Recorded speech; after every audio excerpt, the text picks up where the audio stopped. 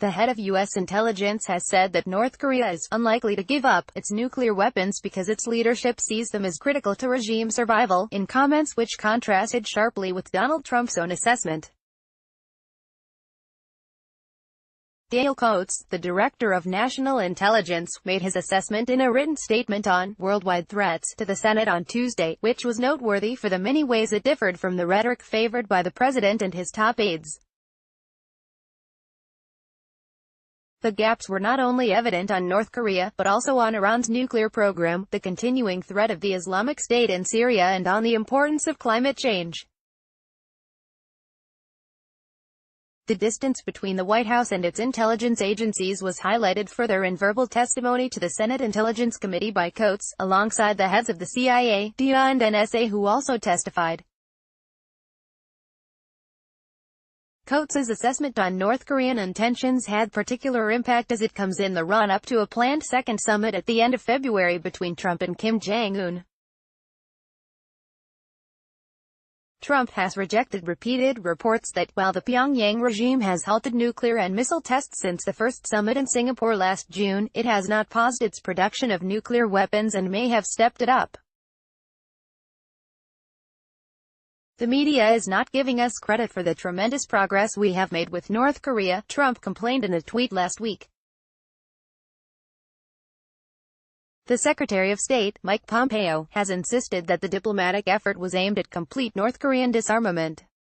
In his written testimony, however, Coates said, "We continue to assess that North Korea is unlikely to give up all of its nuclear weapons and production capabilities, even as it seeks to negotiate partial denuclearization steps to obtain key U.S. and international concessions. North Korean leaders view nuclear arms as critical to regime survival," Coates argued. He went on to point out that Kim Jong-un's pledge in Singapore to pursue the complete denuclearization of the Korean peninsula, which Trump and Pompeo portrayed as a historic breakthrough, was no more than a formulation linked to past demands that include an end to U.S. military deployments and exercises involving advanced U.S. capabilities. That assessment of North Korea was echoed by the head of the Defense Intelligence Agency, Lt. Gen. Robert Ashley. He told the Senate committee, "The capability and threat that existed a year ago are still there." In contrast, Coates said that U.S. intelligence continued to assess that Iran is not currently undertaking the key nuclear weapons development activities we judge necessary to produce a nuclear device.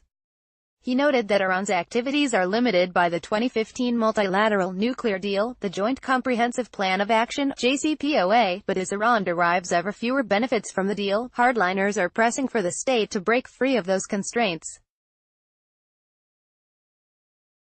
Trump abrogated the JCPOA in May last year, and his administration has threatened sanctions against anyone doing business with Iran.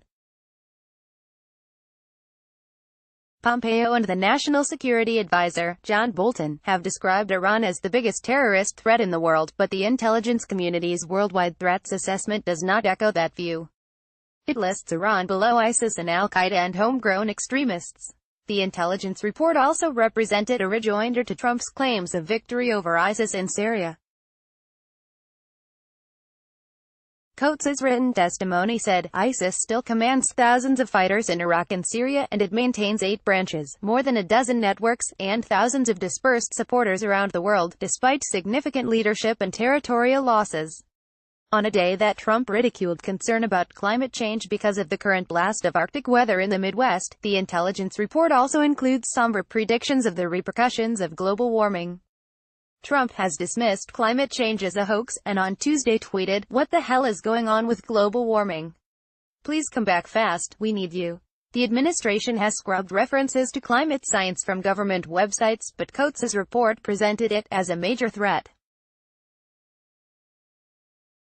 Climate hazards such as extreme weather, higher temperatures, droughts, floods, wildfires, storms, sea level rise, soil degradation, and acidifying oceans are intensifying, threatening infrastructure, health, and water and food security, Coates warned.